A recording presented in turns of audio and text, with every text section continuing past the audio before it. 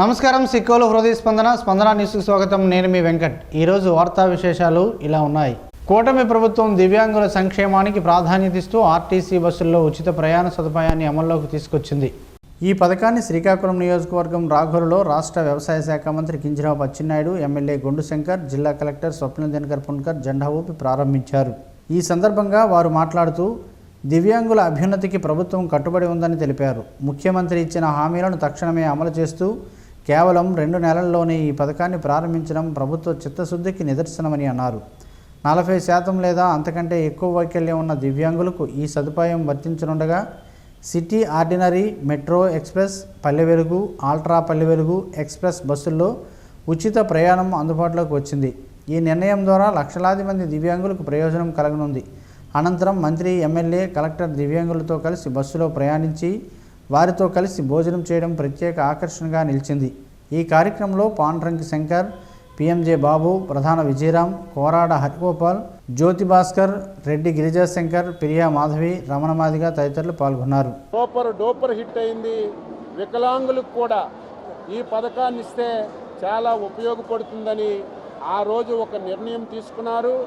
నిర్ణయం తీసుకున్నప్పటి నుంచి అనునిత్యం పర్యవేక్షించి 3 మాసాల్లో ఈరోజు ఈ పథకానికి శ్రీకారం చుట్టడం ప్రజల పక్షాన ముఖ్యమంత్రికి, ఎన్డీఏ ప్రభుత్వానికి ఉన్నటువంటి చిత్తశుద్ధికి ఇది నిదర్శనం అని చెప్పి తెలియజేస్తున్నాను.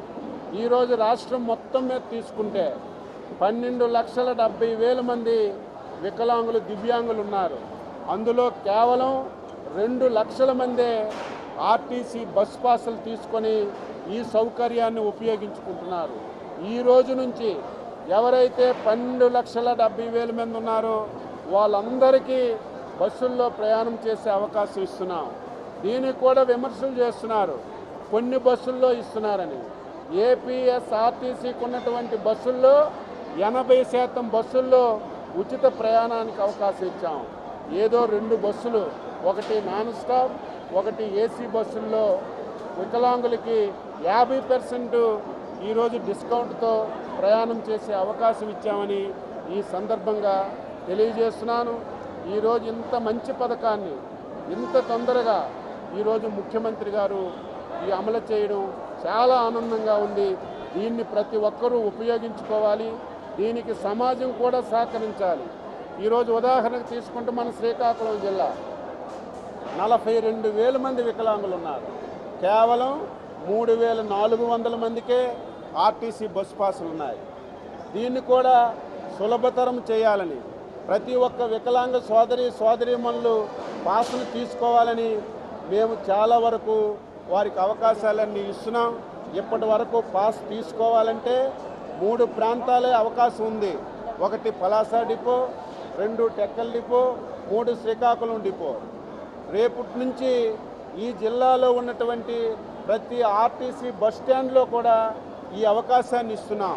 ఈ అవకాశాన్ని వికలాంగ సోదరీమణులు సద్వినియోగం చేసుకోవాలి.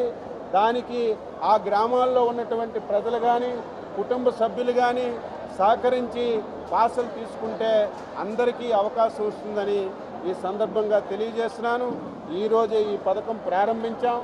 ఏవైనా లోటుపాట్లున్నా బస్ స్టాండ్ల దగ్గర బస్సు ఎక్కడానికి సులభతరంగా ఎటువంటి అవకాశాలు ఉన్నా అవి పరిశీలన చేస్తాం. అదేవిధంగా ఇంకా కొన్ని ప్రాంతాల్లో ఇక్కడ తీసుకున్న పాసులు పనిచేయడం లేదని కొంతమంది చెప్పారు. ఈ రోజు నుంచి పాస్ అంటే ఒకటే పాస్ వికలాంగులకి రాష్ట్రం మొత్తం మీద 28 జిల్లాల్లో ఎక్కడ తిరిగినా సరే ఈ పాస్ పనిచేసే విధంగా అన్ని చర్యలు తీసుకుంటామని ఈ సందర్భంగా తెలియజేస్తూ, ఇంత మంచి కార్యక్రమాన్ని ఇచ్చినటువంటి ముఖ్యమంత్రి గారికి, ఎన్డీఏ ప్రభుత్వానికి మనందరి తరపున హృదయపూర్వకంగా అభినందనలు తెలియజేస్తూ, మరొకసారి దివ్యాంగ సోదరీమణులకు శుభాకాంక్షలు తెలియజేస్తూ, జాతీయ న్యాయ సేవాధికార సంస్థ, రాష్ట్ర న్యాయ సేవాధికార సంస్థ ఆదేశాల మేరకు శ్రీకాకుళం న్యాయ అవగాహన సదస్సు నిర్వహించారు. జిల్లా న్యాయ సేవాధికార సంస్థ చైర్మన్ కమ్ జిల్లా ప్రధాన న్యాయమూర్తి జునైద్ అహ్మద్ మౌలానా సూచనలతో కార్యదర్శి కె హరిబాబు ఆధ్వర్యంలో స్థానిక ఆర్ట్స్ కాలేజీ రోడ్లోని ఆర్సీఎం సెయింట్ జాన్స్ పాఠశాలలో ఈ కార్యక్రమం జరిగింది. 6 నుంచి 9వ తరగతి విద్యార్థులకు గుడ్ టచ్, బ్యాడ్ టచ్ అంశంపై అవగాహన కల్పించారు. అసభ్యకర ప్రవర్తన నేరమని, అలాంటి సందర్భాల్లో వెంటనే వద్దు అని ధైర్యంగా చెప్పాలని సూచించారు. అవసరమైతే చైల్డ్ హెల్ప్ లైన్ 1098, పోలీస్ 100 వంటి నెంబర్లను సంప్రదించాలని తెలిపారు. పిల్లలు మంచి విద్యను అభ్యసించి సమాజంలో గౌరవంగా జీవించాలని ఆకాంక్షించారు. ఈ కార్యక్రమంలో అడ్వకేట్ జి ఇందిరాప్రసాద్, సిస్టర్ మరియు జ్యోత్స్న ఉపాధ్యాయులు పాల్గొన్నారు. Likewise, the port is maintaining a toll-free number which is 15100. You all know the executive and the revenue will work under the supervision of judicial department. In my opinion, they may not work more effectively. As far as courts are concerned, we are here to work very efficiently, and we are here to address your problem or grievance very promptly and very speedily. బైరవానిపేట గ్రామంలో రైతన్న మీకోసం వారోత్సవ కార్యక్రమాన్ని నియోజకవర్గ MLA Gondu Shankar ఘనంగా ప్రారంభించారు. ఈ సందర్భంగా ఆయన గ్రామంలోని ప్రతి ఇంటిని సందర్శిస్తూ ప్రజలతో నేరుగా మమేకమయ్యారు. రైతులకు ప్రభుత్వం అమలు చేస్తున్న పథకాలపై అవగాహన కల్పిస్తూ కరపత్రాలను పంపిణీ చేశారు. రైతులు ఎదుర్కొంటున్న సమస్యలను ప్రత్యక్షంగా తెలుసుకుని వాటి పరిష్కారానికి తక్షణ చర్యలు తీసుకుంటామని హామీ ఇచ్చారు. వ్యవసాయాన్ని లాభసాటిగా మార్చేందుకు ప్రభుత్వం కట్టుబడి ఉందని ఎమ్మెల్యే స్పష్టం చేశారు. రైతులకు అవసరమైన సహాయం అందించేందుకు ప్రత్యేక చర్యలు తీసుకుంటున్నామని తెలిపారు. ఈ కార్యక్రమంలో BRR Vamsadhara project chairman అరవల Ravindra, rural మండల అధ్యక్షుడు మోకళ్ళ శ్రీనివాస్, ప్రధాన కార్యదర్శి కంచు దశరథ, సర్పంచ్ బైరి నరేష్ తదితరులు పాల్గొన్నారు.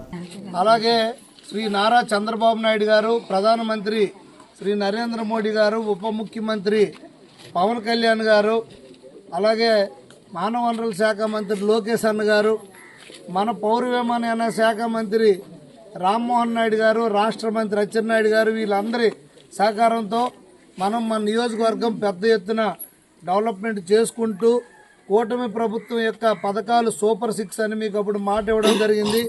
ఆ పథకాలు అమలు చేస్తూ గౌరవ ఉప ముఖ్యమంత్రి మన పవన్ కళ్యాణ్ గారు పంచాయతీరాజ్ మినిస్టర్గా పల్లె పండుగ తీసుకురావడం అయింది. ఆ పల్లె పండుగలో భాగంగా నేను ఇక్కడికి వచ్చి కొబ్బరికాయ కొట్టడం అయింది. అంతకుముందు కూడా మనం గతంలో కూడా సీసీ రోడ్లు 14-19లో కూడా కొన్ని చేసుకున్నాం. అనుకున్నంత ఇంకా చేయలేకపోయినా తర్వాత ఎంపీ ల్యాడ్స్ ద్వారా మెట్లు కానీ, అలాగే ఇతర రోడ్స్ కానీ, అలాగే నరేష్ కూడా సర్పంచ్ అయిన తర్వాత ప్రతి ఇంటికి ఏదైతే ఇది మనకి కొలాయి లైన్లు కానీ, అక్కడ పారిశుద్ధ్యంలో కానీ అన్ని విషయాల్లో కూడా ఈ పంచాయతీ ముందుకు తీసుకెళ్ళడం జరుగుతుంది. దాంట్లో భాగంగా నేను కూడా ఈ ఊరికి కనీసం 80 లక్షల రూపాయలు శాంక్షన్ చేయడం జరిగింది. అక్కడ 27 లక్షలు ప్లస్ ఇంటర్నల్ రోడ్స్ అంతా కలిపి ఇప్పుడు దాదాపు 40 లక్షల వరకు వర్క్ జరిగిపోయింది. ప్రతి చిన్న పనికి కూడా పాలిథిన్, ప్లాస్టిక్ వంటి వాటిని వాడటం వలన పర్యావరణానికి ఎంతో హాని జరుగుతుంది. పశుపక్ష్యాదులకు ఇబ్బందులు కలగడమే కాకుండా మానవాళికి కూడా కొత్త రోగాలు వస్తున్నాయి. పర్యావరణానికి హాని చేసే పాలిథిన్ కవర్ను దూరం చేసే మహాయజ్ఞంలో ప్రతి ఒక్కరూ భాగస్వాములు అవ్వాలి. మానవాళికి పెను ప్రమాదంగా తన ఉనికిని చాటుకుంటున్న పాలిథిన్, ప్లాస్టిక్ వంటి ఉత్పత్తులు వాటి రూపాలను ఎప్పటికప్పుడు దర్శనమిస్తూనే ఉంది. అధికారులు, మేధావులు పాలిథిన్, ప్లాస్టిక్ ఉత్పత్తులు వాడొద్దని ఎన్ని రకాల నిర్బంధనలు, ఆజ్ఞలు, ప్రచారాలు, అవగాహనలు కల్పించినప్పటికీ అవేవి పాలిథిన్ వాడకాన్ని ఆపే ప్రయత్నం చేయలేకపోతున్నాయి. ఈ ప్లాస్టిక్ ఉత్పత్తుల వలన మూగజీవాలు వాటిని తిని మృత్యువాత పడుతున్నాయి. ఒక్కసారి వాడి పారేసిన పాలిథిన్ కవర్లతో పెను ప్రమాదం ఉందని ఎందరూ చెబుతున్నప్పటికీ వాడేవారు వాడుతున్నారు, అమ్మేవారు అమ్ముతున్నారు. ఇలా ఏ ఒక్కరిలోనూ మార్పు కనిపించడం లేదు. ఏ ఒక్కరో అంటే వాడుతున్నారు వారి గురించి అంటున్న వ్యాఖ్యలు ఇవి. ఇప్పటికే చాలామంది పర్యావరణాన్ని రక్షించేందుకు ప్రయత్నాలు ముమ్మరం చేశారు. వారు వాడకుండా వాడొద్దంటూ చిత్తశుద్ధితో ప్రచారం చేస్తున్నారు. పాలిథిన్ కవర్లు వాడేవారిలో విద్యార్థికులు ఎక్కువగా ఉండడం బాధించే విషయం. ప్లాస్టిక్ భూతంతో ప్రమాదం ఉందని ఎంత చెబుతున్నప్పటికీ నిర్లక్ష్యపు వాడకాలను వేయడం లేదు. వాడి పారేసిన పాలిథిన్కు బదులు గుడ్డ సంచులను వాడుకుంటే పర్యావరణానికి ఎంతో మేలు చేకూరుతుంది. ఇలా ఎన్నో మార్గాలు ఉన్నాయి. వాడకూడదనుకున్న వారికి ఎన్నో ఆలోచనలు కూడా వస్తుంటాయి. బజారుకు వెళ్ళినప్పుడు ఓ గుడ్డ సంచితో వెళితే పాలిథిన్ కవర్ అవసరం రాదు. వాటికి జోలికి వెళ్లాల్సిన పని కూడా లేదు. వాడకం అనేది అందరూ మానేయాలని, కానీ ఒక్కొక్కరి నుంచే ఈ ప్రయత్నం ఆరంభం కావాలి. మాంసం దుకాణానికి వెళ్ళినప్పుడు, టిఫిన్ కొట్టుకు వెళ్ళినప్పుడు చేదస్తం అనుకోకుండా ఓ స్టీల్ బాక్స్ను పట్టుకుని వెళితే చాలా సమస్యలకు పరిష్కారం దొరికినట్టే. మనమే ప్రభుత్వం అన్న ఆలోచన ప్రతి ఒక్కరిలో రావాలి. చెరువుల్లో పాలిథిన్, నదుల్లో, సముద్రంలో కూడా ప్లాస్టిక్ భూతం తన హవాను కొనసాగిస్తుంటే ఎంతో మేధావి అనుకుంటున్న మానవుడు ప్లాస్టిక్ వాడకాన్ని ఆపలేని బానిసగా తయారయ్యాడు. ఈ బానిస వలన సమస్త జీవరాశులకు కూడా ఇబ్బందులు కలగమనవు. అందుకే ఆలోచన చేయగలిగిన మనిషి ఒక్కసారి ఆలోచన చేసి ఈ ప్లాస్టిక్ కవర్ల వాడకాన్ని ఆపేద్దామంటూ ప్రతిన బుణుదాం. ఎక్కడో తయారైతే ఇక్కడికి వస్తున్నాయి. మనం వాడడం మానేస్తే తయారీ దానంతటా అది ఆగిపోతుంది. మనకు కావాల్సిన ప్రకృతికి అనుకూలమైన విధానాలను పారిశ్రామికవేత్తలు, మేధావులు తయారు చేయడం ఆరంభిస్తారు. మనం చేయాల్సిందల్లా ఈ ప్లాస్టిక్ భూతాన్ని తరిమి కొట్టేలా ఓ చిన్న ప్రయత్నంతో పాటు ప్రచారం రెండూ చేస్తూ మన బాధ్యతగా ముందుగా మనమే మానేద్దామని ప్రతిజ్ఞ చేయాల్సిన అత్యవసరం ఇప్పుడు అందరి ముందు ఉంది. ఏది ఏమైనప్పటికీ ప్రభుత్వం సింగిల్ యూజ్ ప్లాస్టిక్పై, వాటి ఉత్పత్తి కేంద్రాలపై కూడా నిషేధం చేయడం శుభపరిణామమైనప్పటికీ ఇంకా విచ్చలవిడిగా పాలిథిన్ కవర్లు కనబడడం బాధాకరం. ఆమదాలవలస నియోజకవర్గం బూర్జి మండలంలో దివ్యాంగుల కోసం ఉచిత బస్సు ప్రయాణ పథకాన్ని ఎమ్మెల్యే కూన రవికుమార్ ప్రారంభించారు. పచ్చ జెండా ఊపి బస్సును ప్రారంభించిన ఆయన ఈ పథకం దివ్యాంగుల జీవితాల్లో కొత్త ఆశ నింపుతుందని తెలిపారు. విద్య, వైద్యం, ఉపాధి అవసరాల కోసం ఇకపై ఆర్థిక భారం లేకుండా రాష్ట్ర వ్యాప్తంగా ప్రయాణించవచ్చని చెప్పారు. దివ్యాంగుల సంక్షేమానికి ప్రభుత్వం కట్టుబడి ఉందని, ఈ పథకం వారి ఆత్మవిశ్వాసాన్ని పెంచుతుందని పేర్కొన్నారు. ఈ కార్యక్రమానికి దివ్యాంగులు, కుటుంబ సభ్యులు భారీగా హాజరై ఆనందం వ్యక్తం చేశారు. అనంతరం 300 మంది దివ్యాంగులకు భోజనాలు ఏర్పాటు చేశారు. ఈ కార్యక్రమంలో జిల్లా నాయకులు, అధికారులు, ప్రజాప్రతినిధులు పాల్గొన్నారు. శ్రీకాకుళంలో తొలగించిన శానిటేషన్ ఇన్స్పెక్టర్ను వెంటనే విధుల్లోకి తీసుకోవాలని డిమాండ్ చేస్తూ పారిశుద్ధ్య కార్మికులు రెండో రోజు నిరసన కార్యక్రమాన్ని కొనసాగించారు. AP municipal workers and employees federation CITU ఆధ్వర్యంలో కార్మికులు ఉదయం 5 గంటల నుంచి విధులు బహిష్కరించి మున్సిపల్ కార్యాలయం వద్ద ఆందోళన చేపట్టారు. ఈ సందర్భంగా నాయకులు ఎన్ బలరాం, ఆర్ ప్రకాశ్రావు మాట్లాడుతూ ఎన్ శరత్ను తిరిగి విధుల్లోకి తీసుకోవడంలో ప్రభుత్వం నిర్లక్ష్యం చూపుతుందని విమర్శించారు. డయేరియా వ్యాప్తికి ఈ కొలి బ్యాక్టీరియా కారణమని అధికారులు చెప్పిన నేపథ్యంలో ఇన్స్పెక్టర్ను తొలగించడం అన్యాయమని అన్నారు. కార్మికులపై పనిభారం పెంచుతూ వారి సేవలను గుర్తించకపోవడం సరికాదని ఆగ్రహం వ్యక్తం చేశారు. సమస్యను వెంటనే పరిష్కరించకపోతే పోరాటాన్ని ఉధృతం చేస్తామని హెచ్చరించారు. శ్రీకాకుళం కలెక్టరేట్లో దివ్యాంగ శక్తి పథకం ప్రారంభం సందర్భంగా ప్రత్యేక కార్యక్రమాన్ని నిర్వహించారు. దివ్యాంగ ఉద్యోగులు, ఇతర దివ్యాంగులకు భోజనాలు ఏర్పాటు చేసిన అధికారులు ప్రతి ఒక్కరితో వ్యక్తిగతంగా జిల్లా కలెక్టర్ స్వప్నిల్ దినకర్ పొన్కర్ మాట్లాడి వారి సమస్యలు, ఉపాధి పరిస్థితులను తెలుసుకున్నారు. ఉపాధి లేని వారికి అర్హతకు అనుగుణంగా ఉద్యోగ అవకాశాలు కల్పించాలని నైపుణ్యాభివృద్ధి అధికారులకు ఆదేశాలు జారీ చేశారు. ఇంటిగ్రేటెడ్ కలెక్టరేట్లో దివ్యాంగులకు అనుకూల వసతులు కల్పించేందుకు చర్యలు తీసుకుంటామని తెలిపారు. ర్యాంపులు, సౌకర్యవంతమైన మార్గాలు అవసరమైతే తెలియచేయాలని సూచించారు. ఈ కార్యక్రమంలో జిల్లా రెవెన్యూ అధికారి లక్ష్మణమూర్తి, పరిపాలనాధికారి సూర్యనారాయణ తదితరులు పాల్గొన్నారు. శ్రీకాకుళం పార్లమెంటు పరిధిలోనే కీలక ప్రాజెక్టుల పురోగతిపై కేంద్ర పౌర విమానయాన శాఖ మంత్రి కింజరాపు రామ్మోహన్ నాయుడు మంగళవారం వర్చువల్ విధానంలో సమీక్ష నిర్వహించారు. ప్రతి మంగళవారం సమీక్ష నిర్వహించడం ఆనవాయితీగా మార్చుకున్న ఆయన పార్లమెంటు సమావేశాల నేపథ్యంలో వర్చువల్గా అధికారులతో చర్చించారు. సాయంత్రం 6:30 గంటల నుంచి 8:30 గంటల వరకు ఈ సమీక్ష సాగింది. జిల్లా collector Swapnil Dinakar, joint collector Farman Ahmed Khan పలు అభివృద్ధి సంక్షేమ కార్యక్రమాల ప్రస్తుత స్థితి, భవిష్యత్తు కార్యాచరణను వివరించారు. ఈ సందర్భంగా రామ్మోహన్ నాయుడు పలు సూచనలు చేస్తూ ముఖ్యమైన ప్రాజెక్టులను త్వరితగతిన ప్రారంభోత్సవం శంకుస్థాపన చేయాలని ఆదేశించారు. Kargil park, skill development centre, Netaji విగ్రహం, పింక్ టాయిలెట్స్, అరసవెల్లి అభివృద్ధి పనులు, పలాస కేంద్రీయ విద్యాలయం, ఎంఎస్ఎంఈ పార్కులు, పాత్రుడివలస స్టేడియం, రైల్వే ఓవర్ బ్రిడ్జిలు, శ్రీకాకుళం ఎయిర్పోర్ట్, విద్యాదిత్య పార్క్, నగర రోడ్డు విస్తరణ పనులు, బార్వా బీచ్, మూలపేట పోర్ట్, జాతీయ రహదారులు, జీడీ కొబ్బరి పార్కులు, గ్రంథాలయం, రిమ్స్, శ్రీకోర్మం అభివృద్ధి పనులపై సమగ్రంగా సమీక్షించారు. పనులు వేగవంతం చేసి ప్రజలకు త్వరగా ప్రయోజనం చేకూరేలా చర్యలు తీసుకోవాలని అధికారులను మంత్రి ఆదేశించారు. శ్రీకాకుళం నగరాన్ని పరిశుభ్రంగా ఉంచేందుకు కట్టుదిట్టమైన చర్యలు తీసుకోవాలని జిల్లా కలెక్టర్ స్వప్నిల్ దినకర్ పొన్కర్ అధికారులను ఆదేశించారు. బాపూజీ కళామందిర్లో మున్సిపల్ పారిశుద్ధ్య కార్మికులకు నిర్వహించిన అవగాహన సమావేశంలో ఆయన పాల్గొన్నారు. రోడ్లపై ఉన్న చెత్తను తప్పనిసరిగా డస్ట్బిన్లో వేయాలని, ఖాళీ స్థలాల్లో చెత్త వేయరాదని సూచించారు. 2 వారాల్లో నగరాన్ని శుభ్రంగా మార్చాలని లక్ష్యంగా పెట్టుకోవాలని తెలిపారు. ఇంటింటా చెత్త సేకరణ క్రమంగా నిర్వహిస్తూ ప్రతి ఇంటి వద్ద చెత్తను సేకరించాలని ఆదేశించారు.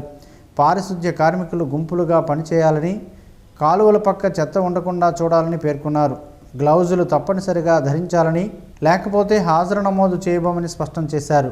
ఈ కార్యక్రమంలో Rajahmundry corporation environment engineer Madhavi, municipal medical officer Sudheer, sanitary ఇన్స్పెక్టర్లు, పారిశుధ్య కార్మికులు పాల్గొన్నారు. జిల్లాలో రెవెన్యూ రికార్డుల డిజిటలైజేషన్ నిర్ణీత గడువులోగా పూర్తి చేయాలని జాయింట్ కలెక్టర్ ఫర్మాన్ అహ్మద్ ఖాన్ అధికారులను ఆదేశించారు. కలెక్టర్ కార్యాలయం నుంచి తహసీల్దారులతో నిర్వహించిన వీడియో కాన్ఫరెన్స్లో ఆయన మాట్లాడారు.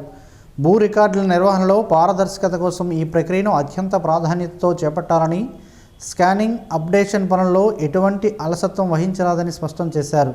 డిజిటలైజేషన్ 5 విడతల షెడ్యూల్ను జేసీ వివరించారు. మొదటి విడతలో 2016-19 మధ్య రికార్డుల స్కానింగ్ను ఈ నెల 12 లోపు పూర్తి చేయాలని, రెండో విడతలో అప్లోడింగ్ను మార్చి 31 నాటికి ముగించాలని సూచించారు. ఏప్రిల్లో దేవాదాయ, వక్స్, భూసేకరణ రికార్డుల ప్రక్రియ కొనసాగుతుందని తెలిపారు. చివరి విడతలో మాన్యువల్ రిజిస్టర్లు డిజిటలైజేషన్ను మే 30 నాటికి పూర్తి చేయాలని ఆదేశించారు. రికార్డుల భద్రత, ఖచ్చితత్వంపై తహసీల్దారులు ప్రత్యేక దృష్టి పెట్టాలని, సాంకేతిక సమస్యలు తలెత్తితే వెంటనే ఉన్నతాధికారులకు తెలియజేయాలని సూచించారు. జిల్లా వ్యాప్తంగా జరుగుతున్న 10వ తరగతి పబ్లిక్ పరీక్షలు ప్రశాంతంగా సాగేందుకు శ్రీకాకుళం జిల్లా పోలీసు యంత్రాంగం కట్టుదిట్టమైన భద్రతా ఏర్పాట్లు చేసింది. జిల్లా ఎస్పీ కేవీ మహేశ్వరరెడ్డి ఆదేశాల మేరకు ప్రతి పరీక్షా కేంద్రం వద్ద పోలీస్ బందోబస్తు ఏర్పాటు చేశారు. పరీక్షల సమయంలో ఎటువంటి అవాంఛనీయ సంఘటనలు జరగకుండా పోలీసులు అప్రమత్తంగా విధులు నిర్వహిస్తున్నారని అన్నారు. విద్యార్థులు సెల్ ఫోన్లు, ఇతర ఎలక్ట్రానిక్ పరికరాలు తీసుకురాకుండా కఠిన తనిఖీలు చేస్తున్నారు. పరీక్షా కేంద్రాల పరిసరాల్లో గుమికూడకుండా చర్యలు తీసుకుంటూ ట్రాఫిక్ నియంత్రణకు ప్రత్యేక ఏర్పాట్లు చేశారు. విద్యార్థులు సమయానికి కేంద్రాలకు చేరుకునేలా పోలీసులు సహాయం అందిస్తున్నారు. పరీక్షలు సజావుగా జరిగేలా జిల్లా పోలీస్ శాఖ అన్ని విధాలుగా చర్యలు చేపట్టింది. శ్రీకాకుళం నగర ప్రజలకు ఆస్తి పన్ను బకాయిలపై ఉన్న వడ్డీలో 50% రాయితీ కల్పిస్తూ ఉత్తర్వులు జారీ అయ్యాయని నగరపాలక సంస్థ commissioner, joint collector Farman Ahmed Khan తెలిపారు. ఈ రాయితీ పొందాలంటే మార్చి 31, 2026 లోపు అసలు పన్ను బకాయిలతో పాటు మిగిలిన 50% వడ్డీని ఒకేసారి చెల్లించాలని సూచించారు. ప్రజలు ఈ సౌకర్యార్థం మార్చి 31 వరకు అన్ని సెలవు దినాల్లోనూ మున్సిపల్ కార్యాలయంలో ఉదయం 9:30 నుంచి సాయంత్రం 6 గంటల వరకు ప్రత్యేక కౌంటర్లు ఏర్పాటు చేసినట్లు తెలిపారు. పన్ను చెల్లింపుదారులు ఈ అవకాశాన్ని వినియోగించుకొని నగరాభివృద్ధికి సహకరించాలని కోరారు. తామాడ గ్రామంలోని శ్రీ విజయ దుర్గా భవానీ మాత ఆలయంలో వార్షికోత్సవం సందర్భంగా ప్రత్యేక పూజా కార్యక్రమాలు భక్తి శ్రద్ధలతో నిర్వహించారు. ఆలయ కమిటీ చైర్మన్ పాలిశెట్టి మధుబాబు, ఉమా దంపతులు మండప పూజ, అమ్మవారికి అభిషేకం, కుంకుమార్చన, హోమం నిర్వహించారు. ఈ హోమాన్ని చైతన్య స్వామి, కిరణ్ శర్మ స్వామి దంపతుల చేత నిర్వహించారు. హోమం అనంతరం అన్నదాన కార్యక్రమం ఏర్పాటు చేయగా భక్తులు పెద్ద సంఖ్యలో పాల్గొన్నారు. అమ్మవారికి నక్షత్రహారతి, నాగహారతి, కుంభహారతులు సమర్పించారు. ఈ సందర్భంగా మధుబాబు మాట్లాడుతూ ప్రతి సంవత్సరం మార్చి 17న వార్షికోత్సవం నిర్వహిస్తున్నామని, భక్తులు భక్తి శ్రద్ధలతో పాల్గొనడం ఆనందంగా ఉందని అన్నారు. ఈ కార్యక్రమంలో శేఖర్ కిషోర్, అసిరినాయుడు, శంకర్, హరీష్, గొల్లబాబు, అప్పారావు, ఎర్రయ్య, చిన్ని, రమేష్ తదితరులు పాల్గొన్నారు. శ్రీకాకుళం నగరంలో పారిశుధ్య నిర్వహణను మెరుగుపరిచే దిశగా incharge commissioner, joint collector Farman Ahmed Khan క్షేత్రస్థాయిలో పర్యటించారు. రామలక్ష్ణ జంక్షన్ వద్ద మిత్తిబట్టి డ్రైన్ పూడికి తీయడం పనులను స్వయంగా పరిశీలించారు. అలాగే 80 అడుగుల రోడ్డు ప్రాంతంలో పారిశుధ్య కార్యక్రమాలను పర్యవేక్షించారు. నగరం పరిశుభ్రంగా ఉండేలా నిరంతరం తనిఖీలు నిర్వహించాలని, మురుగు కాలువల నిర్వహణలో ఎక్కడా నిర్లక్ష్యం వహించరాదని అధికారులను ఆదేశించారు. పచ్చి కొబ్బరి ఆరోగ్యానికి చాలా మంచిది. దీన్ని ఎక్కువగా వంటల్లోనే ఉపయోగిస్తారు. అయితే అలా కాకుండా వీటిని నేరుగా తీసుకోవడం వల్ల ఎన్నో ఆరోగ్య ప్రయోజనాలు పొందవచ్చని ఆరోగ్య నిపుణులు చెబుతున్నారు. అవేంటో ఈరోజు ప్రసారమయ్యే ఆరోగ్యమే మహాభాగ్యంలో తెలుసుకుందాం.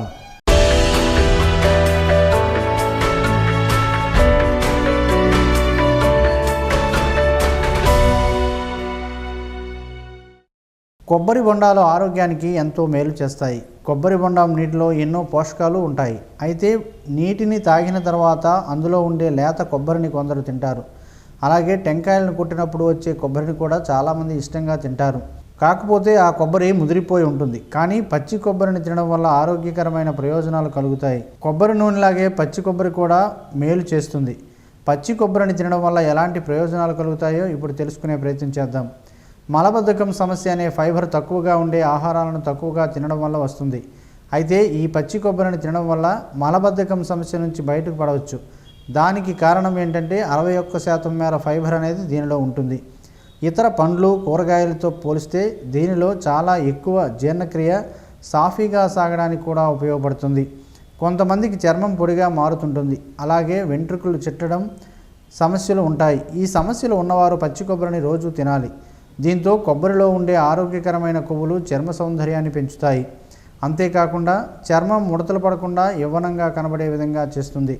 అలాగే కొబ్బరిలో మోనాలరిన్, లారిక్ యాసిడ్లు ఉంటాయి కనుక అది యాంటీ బ్యాక్టీరియల్, యాంటీ ఫంగల్ ఏజెంట్గా పనిచేస్తుంది. దీంతో మొటిమలు రావడం అనేది కూడా తగ్గుతుంది. చుండ్రు సమస్య అనేది అస్సలు ఉండదు. ఇక బరువు తగ్గాలనుకునేవారు ఈ పచ్చి కొబ్బరిని ఆహారంలో భాగంగా చేసుకుంటే శరీరంలో కొలెస్ట్రాల్ స్థాయిలు తగ్గుతాయి. పచ్చి కొబ్బరిలో ఉండే ఆరోగ్యకరమైన కొవ్వులు మన శరీరంలోని కొవ్వును కరిగిస్తాయి. దీంతో ఆకలి నియంత్రణలో ఉండటంతో బరువు అనేది ఆటోమేటిక్గా తగ్గుతుంది. కొబ్బరిలో యాంటీ బ్యాక్టీరియల్, యాంటీవైరల్ గుణాలు ఉంటాయి.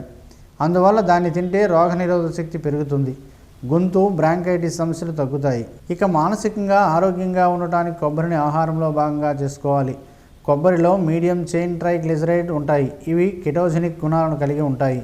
అందువల్ల అల్జీమర్స్ వంటి వ్యాధులు రాకుండా ఉంటాయి. అందుకే పచ్చి కొబ్బరి తినడం వలన ఆరోగ్యానికి ఎలాంటి హానికరం కాదని వైద్య నిపుణులు చెబుతున్నారు.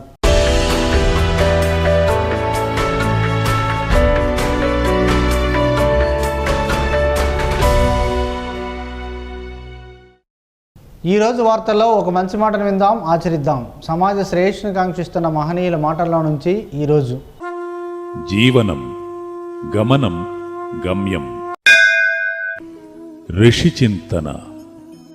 ప్రారంభం కంటే ముగింపు చాలా కష్టం. ప్రారంభం తపనతో మొదలగును, ముగింపు త్యాగంతో ముగించాలి. ఆకలికి ఉపశమనమే లేదు, అనుభూతికి ఉనికే లేదు. ఓం శ్రీ గాయత్ర్యై నమః. స్పందన న్యూస్ ఇప్పుడు యూట్యూబ్లో అందుబాటులో ఉంచడమైనది. ఎస్టీవీ స్పేస్ స్పందన టైప్ చేసి ప్రేక్షకులు తమకు అనుకూలమైన సమయంలో న్యూస్ను వీక్షించగలరు. ఈ వార్తలు ఇంతటితో సమాప్తం. మరలా ప్రసారమయ్యే స్పందన న్యూస్లో కలుద్దాం. అంతవరకు సెలవు. నమస్కారం. మీ మాటే మా బాట.